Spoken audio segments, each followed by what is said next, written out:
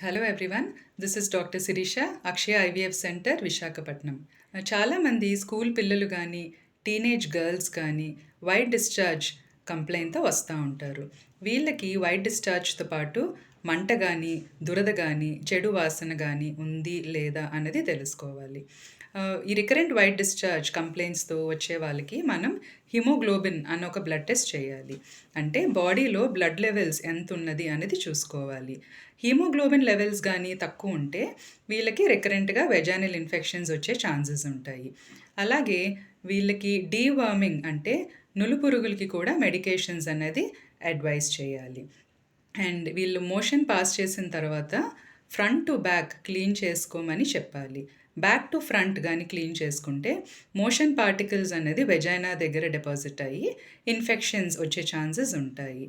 And వీళ్ళు synthetic అండర్గార్మెంట్స్ కాకుండా cotton అండర్గార్మెంట్స్ వేసుకోమని అడ్వైస్ చేయాలి.